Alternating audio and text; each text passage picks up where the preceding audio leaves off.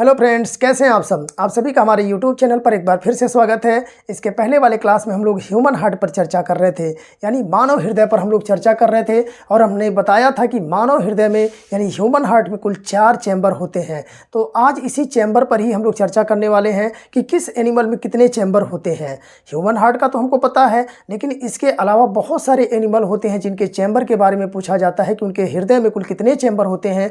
ये क्वेश्चन कईयों बार पूछा गया है आपसे परीक्षाओं में। तो आइए आज उसी पर हम लोग चर्चा करेंगे। तो पहले नंबर पे आप लिखेंगे ह्यूमन हार्ट, ऐसे क्रम से हम लोग लिखते हुए चलेंगे। एक नंबर पे आप लिखेंगे ह्यूमन हार्ट। तो ह्यूमन हार्ट मतलब क्या होता है? मानव हृदय। मानव हृदय में कितने चैम्बर होते हैं? तो आपको पता है मानव हृदय में कुल 4 चैम्बर होते हैं। कितने होते हैं? तो आप बताएंगे 4 चैम्बर होते हैं। इसके अलावा दूसरे नंबर पे आप क्या लिखेंगे? तो लिखिए बर्ड्स। बर्ड्स मतलब जी पक्षी, यानी जितनी भी पक्षियाँ होती हैं उन सभी पक्षियों के जो है पक्षियों के हार्ट में, है ना, उनके पक्षियों के हार्ट में कितने चैम्बर होते हैं? तो आप क्या बताएंगे? 4 चैम्बर होते हैं। 4 चैम्बर होते हैं, ठीक है। तीसरे नंबर पे आप लिखेंगे क्रोकोडाइल। क्या लिखेंगे? तो आप लिखेंगे क्रोको। क्या लिखेंगे भाई? क्रोकोडाइल, ठीक है। क्रोकोडाइल माने क्या होता है? मगरमच्छ। मगरमच्छ। आपसे पूछा जाए कि मगरमच्छ के हार्ट में कुल कितने चैम्बर होते हैं, तो आप बताएंगे इसमें भी 4 चैम्बर होते हैं। कितने होते हैं? तो 4 चैम्बर होते हैं, ठीक है। और चौथे नंबर पे किसको लिखेंगे आप? तो आप लिखेंगे व्हेल फिश। क्या लिखेंगे? Whale fish. व्हेल फिश का मतलब व्हेल मछली। व्हेल मछली, ठीक है। व्हेल मछली के हार्ट में कितने चैम्बर होते हैं अगर आपसे पूछा जाए तो आप कितना बताएंगे? तो आप बताएंगे व्हेल मछली के हार्ट में भी 4 चैम्बर होते हैं। 4 चैम्बर होते हैं, ठीक है। और आपको साथ ही साथ बता दें, व्हेल मछली के हार्ट का जो वजन होता है वह 300 किलोग्राम होता है, यानी 3 कुंटल का। सोच लीजिए, व्हेल मछली के हार्ट का वजन कितना होता है? 300 किलोग्राम का होता है, यानी 3 कुंटल का केवल उसका हार्ट का वजन होता है। किसका? व्हेल मछली का, व्हेल फिश का। तो आपसे कभी परीक्षा में पूछा जाए कि व्हेल फिश यानी व्हेल मछली के जो है हार्ट में कितने चैम्बर होते हैं, तो आप बताएंगे 4 चैम्बर होते हैं। और उसके हार्ट का वजन कितना होता है? तो आप बताएंगे 300 किलोग्राम होता है। यहीं सामने लिख लीजिए, वजन कितना होता है? 300 किलोग्राम होता है। अब आपको बता दें 5वें नंबर पे, इस व्हेल मछली को छोड़ करके, यह एक्सेप्शन है, अपवाद है, इसके अलावा जितनी भी मछलियां हैं इस संसार में, इस धरती पर जितनी भी मछलियां हैं, उन सभी मछलियों के हार्ट में केवल 2 चैम्बर होते हैं। तो आप लिख लेंगे शेष सभी फिशेस में, यानी सभी मछलियों में, ऐसे लिख लीजिए सभी मछलियों में, है ना। सभी मछलियों के हार्ट में, सभी मछलियों के हार्ट में कितने चैम्बर होते हैं? हार्ट में लिख लीजिए, हार्ट में कितने चैम्बर होते हैं भाई? तो आप बताएंगे केवल 2 चैम्बर होते हैं। कितने होते हैं? तो 2 चैम्बर होते हैं। तो इस क्वेश्चन को आप याद रखेंगे। व्हेल मछली एक एक्सेप्शन है, एक्सेप्शन है, अपवाद है, इसलिए पूछा जाता है व्हेल फिश में कितने चैम्बर होते हैं उसके हार्ट में। तो आप बताएंगे 4 चैम्बर होते हैं, हम इंसानों की तरह। लेकिन बाकी जितनी मछलियां हैं उन सभी के हार्ट में केवल 2 चैम्बर होते हैं, ठीक है। नेक्स्ट 6ठे नंबर पर आप लिख लीजिए जितने भी फ्रॉग होते हैं, यानी फ्रॉग माने मेढक, ऐसे लिख लीजिए मेढक, या जितने रेप्टाइल्स होते हैं, रेप्टाइल्स। रेप्टाइल्स का मतलब सरीसृप। सरीसृप का मतलब ऐसे सभी एनिमल जो रेंग कर चलते हैं। सरीसृप का मतलब जमीन पर रेंग कर चलने वाले जीवों को हम लोग सरीसृप एनिमल कहते हैं, ठीक है। यानी इस धरती पर जितने भी जीव जंतु हैं, जितने भी एनिमल हैं जो रेंग कर चलते हैं ज़मीन पर, उन सभी को हम लोग सरीसृप या रेप्टाइल्स कहते हैं। इन सभी के हार्ट में कितना चैम्बर होता है? तो आप बताएंगे 3 चैम्बर होता है, ठीक है। कितना चैम्बर होता है? तो आप बताएंगे 3 चैम्बर होता है। कैसे होता है 3 चैम्बर? देखिए, ऐसे हार्ट होता है, इस हार्ट में इनके ऐसे 3 चैम्बर होते हैं। ये ऊपर वाले दोनों आर्ट्रियम होते हैं और नीचे वाला ये बड़ा साइज वेंट्रिकल होता है। किसका? फ्रॉग में, रेप्टाइल्स में। ऐसे ही इनके हार्ट का जो है चैम्बर होता है, 3 चैम्बर।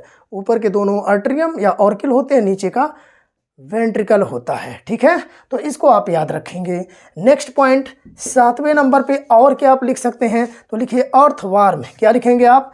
अर्थवार्म। अर्थवार्म, अर्थवार्म माने क्या होता है जी? केंचुआ। क्या होता है? केंचुआ।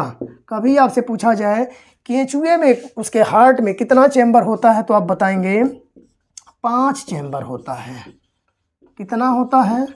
5 यानी 5 चैम्बर होता है, जिसमें काम का केवल एक ही होता है। इनमें काम का केवल एक ही चैम्बर होता है भाई।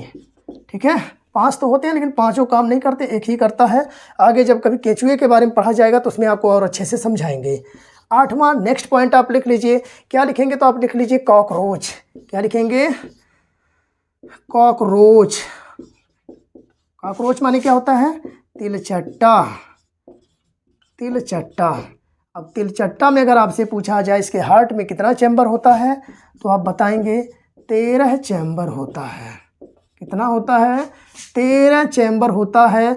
और ये सबसे अधिक चैम्बर वाला एनिमल है, यानी जितने भी एनिमल है उसमें सबसे अधिक चैम्बर किसके हार्ट में होता है, तो आप बताएंगे कॉकरोच के, यानी तिलचट्टे के हार्ट में 13 चैम्बर होता है। तो यह चैम्बर से रिलेटेड क्वेश्चन है। यही सब उदाहरण बार बार पूछे जाते हैं, इसको आप याद रखेंगे। इतने एनिमल को अगर आप याद रख लेते हैं तो आपका यहाँ से एक भी क्वेश्चन नहीं छूटेगा। लगभग सारे क्वेश्चन आपके बन जाएंगे, क्योंकि यही सारे उदाहरण बार बार पूछे जाते हैं।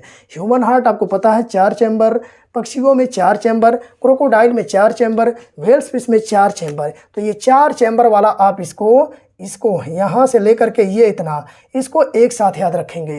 ह्यूमन, बर्ड्स का, क्रोकोडाइल और व्हेल, इन चारों को एक साथ याद रखेंगे। इसके अलावा जितनी फिशेस होती हैं, व्हेल फिशेस को छोड़ करके, व्हेल मछली को छोड़ करके जितनी मछलियाँ होती हैं उसमें 2 चैम्बर होता है। इसके बाद ये फ्रॉग, मेढक में 3 चैम्बर होता है। अर्थवर्म, केचुए में 5 चैम्बर होता है। और कॉकरोच यानी तिलचट्टे में 13 चैम्बर होता है, जो कि सबसे अधिक चैम्बर वाला प्राणी है। ठीक है, तो इतना सारा क्वेश्चन आपका यहाँ से बनता है। अब हम लोग इसके बाद क्या पढ़ेंगे, तो आप बताएंगे। इसके बाद हम लोग पढ़ेंगे हार्ट साउंड। क्या पढ़ेंगे? नेक्स्ट पॉइंट होगा हमारा हार्ट साउंड। किसका हार्ट साउंड? ह्यूमन हार्ट का जो साउंड होता है, यानी मानव हृदय का जो साउंड होता है वो क्या होता है, उसके बारे में हम लोग पढ़ेंगे। इसमें तमाम चीज़ें आपको अभी बताने वाले हैं। लब डब क्या होता है, तो आइए इसको मिटाते हैं। इसको आप लोग अच्छे से नोट्स कर लेंगे। स्क्रीनशॉट लेना चाहते हैं तो आप लोग ऐसे ले सकते हैं। इसके बाद अब हम लोग पढ़ेंगे क्या, तो आप बताएंगे हार्ट साउंड। तो इसको आप मिटा दें। अगर स्क्रीनशॉट वगैरह लेना चाहते हैं तो आप ले सकते हैं। ठीक है, अब हार्ट साउंड अगला पॉइंट। नेक्स्ट हेडिंग क्या देंगे? Heart sound.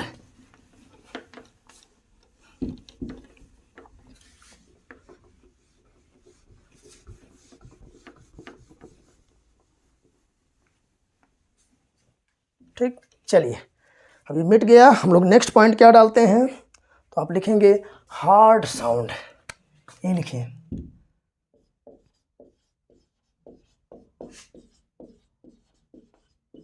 हार्ट साउंड, यानी हिंदी क्या होगा इसका? हृदय ध्वनि। क्या होगा भाई? आप लिखेंगे हृदय ध्वनि। चलिए ना, तो हार्ट साउंड हृदय ध्वनि में क्या होता है, तो एक होता है लब और एक होता है डब। और ये लब डब की आवाज़ कहाँ से आती है, तो इसको आपको बता देते हैं। जब ह्यूमन हार्ट में, यानी मानव हृदय में, आपको बताए थे ऐसे समझिएगा। ये मानव हार्ट है, हमने यहाँ पर मान लीजिए चित्र ऐसे बना दिया। ठीक है, मानव हार्ट है। अब देखिए यहाँ पर 3 ऐसे वाल्व पाए जाते हैं और यहाँ पर ऐसे 2 वाल्व पाए जाते हैं। इन तीनों को हम लोग क्या बोलते हैं? ट्राइकस्पिड वाल्व कहते हैं। और इसे क्या कहते हैं? बाइकस्पिड वाल्व कहते हैं। तो आप लिखेंगे जब ट्राइकस्पिड वाल्व क्लोज होता है, पहला पॉइंट क्या लिखेंगे? जब ट्राइकस्पिड वाल्व यानी त्रिपर्दी कपाट जब बंद होता है, यानी क्लोजिंग होता है, इसका क्लोजिंग होता है यानी बंद होता है, तब आवाज़ आती है किसकी? तो आप लिखेंगे लब की आवाज़ आती है। किसकी आवाज़ आती है? लब की आवाज़ आती है। ठीक है, यानी ट्राइकस्पिड वाल्व के क्लोजिंग पर बंद होने पर लब की आवाज़ आती है। और सेकंड पॉइंट आप लिखेंगे बाइकस्पिड वाल्व के बंद होने पर, बाइकस्पिड वाल्व के क्लोजिंग या बंद होने पर, ठीक है, बंद होने पर डब की आवाज़ आती है। ऐसी आवाज़ आती है तो आप बताएंगे डब की आवाज़ आती है। तो ये लब डब आपको समझ में आया होगा। जब ये ट्राइकस्पिड ये वाला बंद होता है तो लब की आवाज़ आती है, जब बाइकस्पिड बंद होता है, क्लोज होता है, तब डब की आवाज़ आती है। ठीक है, ये दोनों पॉइंट आप याद रखेंगे।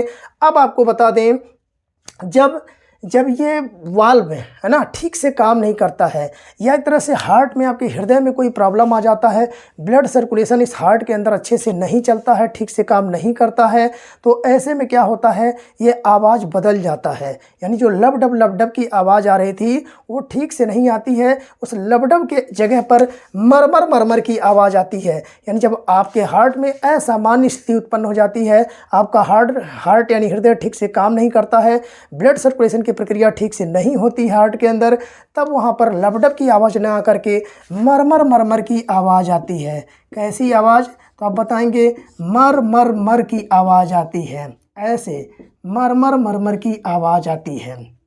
ठीक है, तब जब आपका हार्ट ठीक से काम नहीं करता है, यानी हार्ट के अंदर अगर ब्लड सर्कुलेशन की प्रक्रिया ठीक से नहीं चल रही है, या आपके वाल्व में कोई प्रॉब्लम आ गया है, तब कैसी आवाज़ आती है? तो आप बताएंगे मरमर की आवाज़ आती है। और इस आवाज़ को हम कैसे सुनते हैं, लब डब या मरमर की आवाज़ को कैसे सुनते हैं? तो उसके लिए एक मशीन होता है जिसे हम लोग स्टेथोस्कोप कहते हैं। ठीक है, स्टेथोस्कोप कहते हैं। इसी मशीन की सहायता से जो डॉक्टर होते हैं क्या करते हैं, आपके हार्ट को, आपके हार्ट बीट को, आपके आवाज़ को, यानी हृदय के लबडब की आवाज़ को या मरमर आवाज़ को सुनते हैं और आपको बताते हैं क्या प्रॉब्लम है आपके हार्ट के अंदर। तो कौन सी मशीन है जिससे सुना जाता है आवाज़? तो आप बताएंगे स्टेथोस्कोप। क्या नाम है? स्टेथोस्कोप। इससे क्या करते हैं आप? तो ये आवाज़ को, साउंड को सुना जाता है, यानी हार्ट साउंड को सुना जाता है। ठीक है, तो यहाँ तक चीज़ें आपको समझ में आई होंगी। मरमर की आवाज़ आती है, मतलब कोई प्रॉब्लम है आपके हार्ट के अंदर। अगर मरमर की आवाज़ आती है तो डॉक्टर एक आपसे कहता है टेस्ट करवाने के लिए। उस टेस्ट का नाम क्या है? तो आपको पता है ECG। जब आपके हार्ट में कोई प्रॉब्लम हो जाता है, आपका हार्ट, हृदय ठीक से काम नहीं करता है, ब्लड सर्कुलेशन ठीक से नहीं होता है, या आपका वाल्व ठीक से काम नहीं करता है, तो डॉक्टर क्या लिखता है? ECG टेस्ट करवाने के लिए। अब ECG क्या होता है? तो आप जान लीजिए, इलेक्ट्रोकार्डियोग्राफी। क्या होता है? तो आप लिखेंगे, इसे हम लोग इलेक्ट्रोकार्डियोग्राफी कहते हैं। इलेक्ट्रोकार्डियोग्राफी कहते हैं। ठीक है, तो याद रखेंगे, इसका फुल फॉर्म क्या है? इलेक्ट्रोकार्डियोग्राफी है। किसका? ECG का। ECG का ये टेस्ट कब कहा जाता है? जब आपके हार्ट में, आपके हृदय में कोई समस्या आ जाता है, ब्लड सर्कुलेशन ठीक से नहीं होता है, वाल्व अच्छे से काम नहीं करता है, तो डॉक्टर उसको चेक करता है, साउंड की आवाज़ को सुनता है, तो कहेगा कि भाई आवाज़ ठीक से नहीं आ रही है, मरमर जैसी आवाज़ आ रही है, तो कहेगा जाइए आप ECG टेस्ट करवा के आइए। ECG टेस्ट करवाएंगे यानी इलेक्ट्रोकार्डियोग्राफी करवाएंगे, फिर उस रिपोर्ट के आधार पर आपका इलाज होगा। ठीक है, तो ये रहा आपके हार्ट साउंड यानी हृदय ध्वनि से रिलेटेड क्वेश्चन जो आपकी परीक्षाओं में पूछा जाता है। ठीक है, अब आपको बता देते हैं कुछ और चीज़ें। क्या बता देते हैं? तो आपको बताते हैं कंट्रैक्शन ऑफ हार्ट। अगला पॉइंट आपका क्या होगा? Contraction of heart. इसको मिटा देते हैं। नेक्स्ट पॉइंट हमारा होगा कंट्रैक्शन ऑफ हार्ट। ठीक है, नेक्स्ट पॉइंट आप हेडिंग देंगे कंट्रैक्शन ऑफ हार्ट, यानी हार्ट का सिकुड़ना और बंद होना। कैसे सिकुड़ता है, कैसे बंद होता है, क्या क्या प्रक्रियाएं उसके अंदर होती हैं, उसको हम लोग समझते हैं। Contraction of heart. ठीक है, चलिए नेक्स्ट हेडिंग क्या देंगे आप? Contraction of heart. Contraction of heart. Heart माने हृदय, यानी कंट्रैक्शन माने क्या होता है? सिकुड़ना। किसका? हार्ट का। यानी हार्ट जब सिकुड़ता है और फैलता है तब क्या क्या होता है। तो आप बताएंगे हार्ट के सिकुड़ने की प्रक्रिया को हम लोग सिस्टोल कहते हैं, और हार्ट के फैलने की प्रक्रिया को या एक तरह से सामान्य स्थिति में जाने की प्रक्रिया को हम लोग डायस्टोल कहते हैं। आ रहे हैं जब आपका हार्ट कंट्रैक्ट करता है यानी सिकुड़ता है तो सिकुड़ने की प्रक्रिया को हम लोग सिस्टोल कहते हैं। क्या कहते हैं? तो आप बताएंगे सिस्टोल कहते हैं। और जब आपका हार्ट क्या करता है, फैलता है, एक बार ऐसे सिकुड़ा फिर ऐसे फैलेगा, जब फैलता है तो उसे हम लोग डायस्टोल कहते हैं। क्या कहते हैं? तो आप बताएंगे उसे हम लोग डायस्टोल कहते हैं। ठीक है, तो सिस्टोल और डायस्टोल क्या होता है फिर से आपको बताते हैं। देखिए, जब आपका हार्ट क्या करेगा, कंट्रैक्ट होगा, कंट्रैक्ट या कंट्रैक्शन होता है, लिख लीजिए कंट्रैक्शन, यानी जब सिकुड़न होता है। क्या होता है? जब सिकुड़न होता है आपके हार्ट में तो क्या होता है भाई, जब हार्ट में सिकुड़न होता है तो इस प्रक्रिया को हम लोग क्या कहते हैं, सिस्टोल कहते हैं। क्या कहते हैं? तो आप बताएंगे सिस्टोल कहते हैं। हिंदी में ऐसे लिख लीजिएगा, सिस्टोल कहते हैं। और सिस्टोल में क्या होता है तो आप बताएंगे ब्लड इज आउट। ब्लड क्या होता है? तो ब्लड जो होता है वह आउट होता है, मतलब खून बाहर जाता है। ध्यान से समझिएगा इस चीज़ को, खून बाहर जाता है। किस प्रक्रिया में? किस प्रक्रिया में भाई? जब सिस्टोल होता है, यानी जब कंट्रैक्शन होता है, सिकुड़ता है तो उसे सिस्टोल कहते हैं। और सिस्टोल में क्या होता है, खून बाहर जाता है। यानी ऐसे जब मान लीजिए गुब्बारा है, गुब्बारे में पानी ले लीजिए, उसको ऐसे सिकोड़िए, ऐसे दबाइए, गुब्बारे को पानी भर के ऐसे दबाइए तो क्या होगा, खून पानी जो होगा गुब्बारे में कहाँ जाएगा, बाहर जाएगा। ठीक उसी तरह इस हार्ट में जब ब्लड है तो जब ये सिकुड़ेगा, पिचकेगा, तो पिचकेगा जो यहाँ से तमाम पाइपें लगी होती हैं, ये हमने बताया था फिगर में, तो क्या होगा, इससे खून बाहर जाएगा। जब भी ये सिकुड़ेगा, जब भी इसे पिचकेगा तो क्या होगा, खून बाहर जाएगा। तो आप हमेशा याद रखेंगे सिस्टोल में क्या होता है, ब्लड आउट होता है यानी खून बाहर जाता है। लेकिन अगर यही बात कर लें डायस्टोल की, तो डायस्टोल में क्या होता है तो आप लिखेंगे इसमें रिलैक्स होता है। क्या होता है भाई? रिलैक्स होता है। रिलैक्स का मतलब क्या होता है, सामान्य होता है, या कह सकते हैं फैलता है। सामान्य होना या फैलना किसका, हार्ट का। जब यह रिलैक्स होता है हार्ट, या रिलैक्सेशन की अवस्था में जाता है तो उसे हम लोग क्या कहते हैं, तो आप बताएंगे उसे हम लोग डायस्टोल कहते हैं। क्या कहते हैं? डायस्टोल कहते हैं। अब डायस्टोल में क्या होता है, डायस्टोल में खून अंदर आता है, यानी ब्लड इज इन। आप क्या लिखेंगे, ब्लड इज इन, यानी खून अंदर आता है। जब फैलेगा तो खून कहाँ जाएगा, खून अंदर आएगा। ठीक, ये दोनों पॉइंट आप याद रखेंगे। जैसे गुब्बारे में आप पानी लीजिए, उसको दबाएंगे तो क्या होगा, खून बाहर जाएगा। फिर गुब्बारे को ऐसे छोड़ दीजिए, फिर क्या होगा, जगह हो जाएगा, फैल जाएगा, तो उसमें आसानी से फिर पानी आ सकता है। अगर फैलेगा तो फिर से आ जाएगा अंदर। तो वही प्रक्रिया यहाँ पर हो रही है। जब हार्ट ऐसे पिचकता है, सिकुड़ता है, कंट्रैक्ट होता है तो खून बाहर जाता है नसों से, और जब ऐसे सामान्य अवस्था में जाता है तो फिर से खून अंदर जाता है उसके अंदर। ठीक है, जब फैलेगा, जगह होगा तभी तो खून आएगा भाई। जब उसके अंदर जगह ही नहीं, ऐसे सिकुड़ गया एकदम से, अब मुट्ठी ऐसे बंद कर ली है, अब इसके अंदर कुछ जाएगा जी, नहीं जाएगा। अब जैसे ऐसे फैलाएंगे तो जगह होगा, स्पेस होगा, तो इसमें कोई भी चीज़ आसानी से आ सकता है। ठीक वही प्रक्रिया हार्ट के अंदर होता है। ठीक है, जब वो क्या होगा, कंट्रैक्ट होगा, सिकुड़ेगा तो क्या होगा, तो उस प्रक्रिया में जो ब्लड होता है वह आउट होता है, बाहर होता है, और इसी प्रक्रिया को ही हम लोग सिस्टोल कहते हैं। और जब रिलैक्स होता है आपका हार्ट तब क्या होता है, सामान्य होता है, रिलैक्स होता है, तब उस प्रक्रिया में ब्लड जो होता है वह अंदर आता है, और इसी प्रक्रिया को हम लोग डायस्टोल कहते हैं। तो ये दोनों पॉइंट आप याद रखेंगे, यह बड़ा ही इम्पोर्टेंट है और कई बार परीक्षाओं में आपसे पूछा जाता है। अब आपको बता दें इसमें मेन इम्पॉर्टेंट कुछ और चीज़ें हैं, इसको मिटा दें। देखिए, यह सिस्टोल और डायस्टोल की प्रक्रिया यह जो कंप्लीट होती है, तो सिस्टोल की प्रक्रिया को कंप्लीट होने में 0.3 सेकंड का समय लगता है। ठीक है, सिस्टोल की प्रक्रिया को कंप्लीट होने में 0.3 सेकंड का समय लगता है, और डायस्टोल की प्रक्रिया को कंप्लीट होने में 0.5 सेकंड का समय लगता है। ये दोनों क्वेश्चन आप याद रखेंगे। ठीक, जब से ये कॉन्ट्रैक्ट होता है, सिकुड़ता है, तो उसे सिस्टोल कहते हैं। सिस्टोल में ब्लड बाहर जाता है और ये प्रक्रिया होने में कितना समय लगता है? 0.3 सेकंड।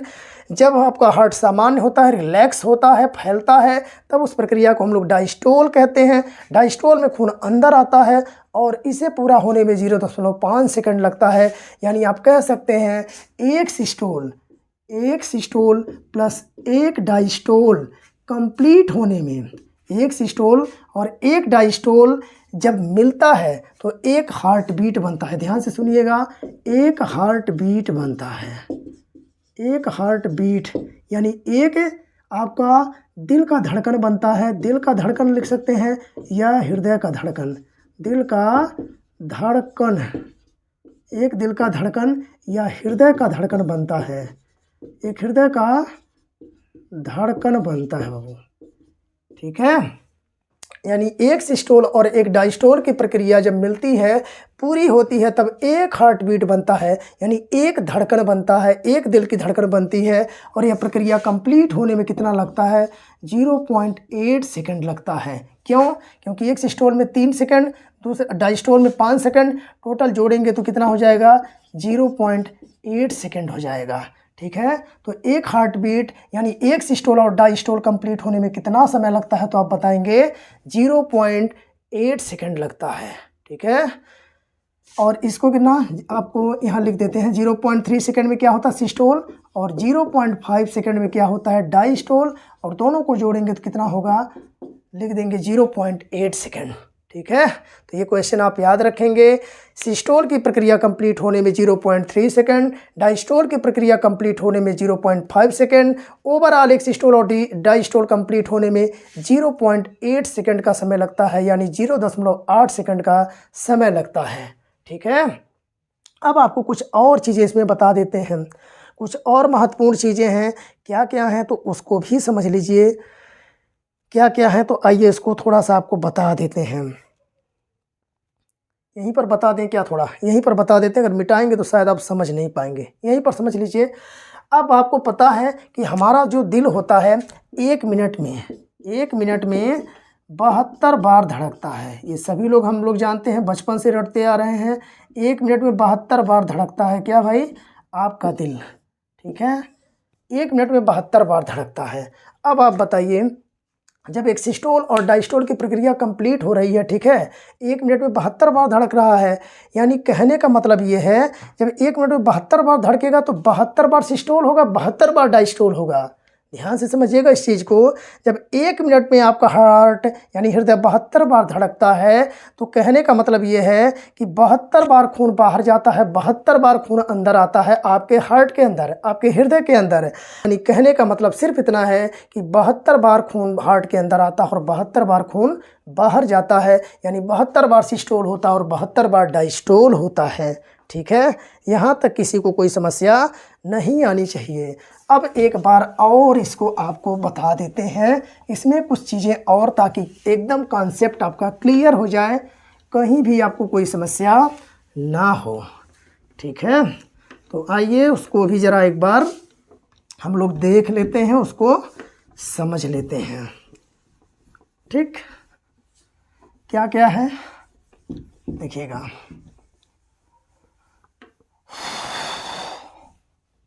देखिए, आपका हार्ट जो है, हमने बताया जो हार्ट होता है, ऐसे लिख लीजिए, हार्ट यानी हृदय, ये क्या करता है भाई? कंट्रैक्ट करता है। और क्या करता है? ध्यान से इसको समझिएगा, नहीं समझ नहीं पाएंगे। एक बार कंट्रैक्शन होता है तो यहाँ लिखेंगे कंट्रैक्शन। कंट्रैक्शन का मतलब क्या होता है? सिकुड़न, सिकुड़न, ठीक है। और इधर क्या लिखेंगे आप? रिलैक्सेशन, रिलैक्सेशन, है ना। रिलैक्सेशन ऐसे लिख लीजिए। मतलब क्या? फैलना या सामान्य आप लिख सकते हैं, दोनों बात सही है। फैलना या सामान्य अवस्था में आपका हार्ट जाता है, इसी को रिलैक्सेशन कहते हैं, ठीक है। अब देखिए हम कहना क्या चाह रहे हैं। जब कंट्रैक्ट होता है, सिकुड़ता है, तो उस प्रक्रिया को हम लोग क्या कहते हैं? आपका हार्ट जब ऐसे कंट्रैक्ट होता है, सिकुड़ता है, तो उसे क्या कहते हैं भाई? उसे हम लोग कहते हैं सिस्टोल। क्या कहते हैं? सिस्टोल कहते हैं, सिस्टोल कहते हैं, ठीक है।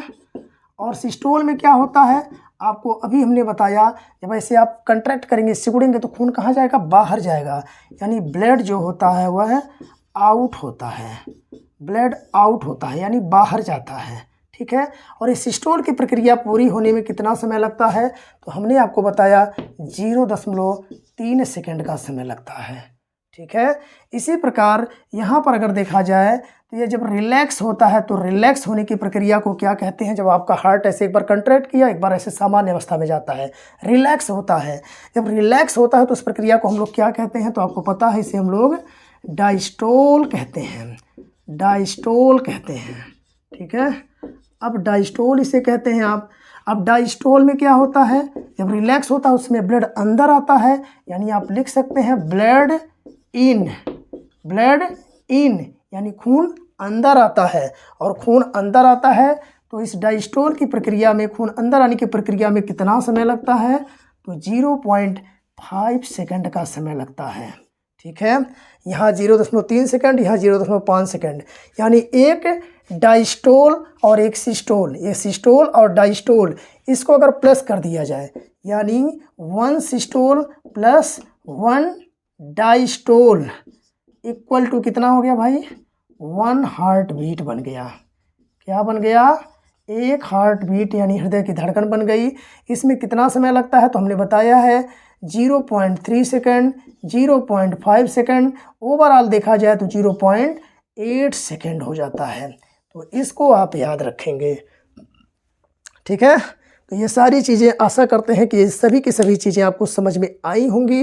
और यहीं पर आपको थोड़ा सा एक चीज़ और बता देते हैं, जब ये सिस्टोल की प्रक्रिया होती है यानी ऐसे कंट्रैक्ट होता है तो उसी समय क्या आता है, तो आप बताएंगे लब की आवाज़ आती है। कैसी आवाज़ आती है, लब की आवाज़, या कुछ किताबों में से आपको लब लिखा हुआ मिल जाता है, चाहे लब लिखा हुआ मिले या लप लिखा हुआ मिले, मतलब एक ही है, ठीक है। तो सिस्टोल होने में या सिस्टोल होने पर लब की आवाज़ आती है या लप की आवाज़ आती है। और जब डायस्टोल की प्रक्रिया होती है तब क्या होता है भाई, तब आप बताएंगे डब की आवाज़ आती है। कैसी आवाज़, डब, या आप लिखेंगे डब की आवाज़, ऐसे लिख लीजिए, लब या डब की आवाज़ आती है, ठीक है। तो जब सिस्टोल होता है तो लब डब, और डायस्टोल होता है तब इसे डब आप कहेंगे, ठीक ना। फिर से समझ लीजिए, हार्ट कंट्रैक्ट होगा, रिलैक्स होगा, कंट्रैक्ट को हम सिस्टोल कहेंगे, रिलैक्स को हम लोग डायस्टोल कहेंगे।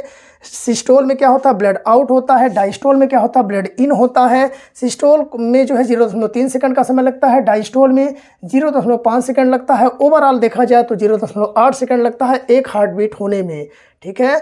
अब आपको बता दें कि जब सिस्टोल होता है तो लब की आवाज़ आती है, या उसी को हम लोग लब कहते हैं, और जब डायस्टोल होता है तो डब की आवाज़ आती है, उसी को डब कहते हैं।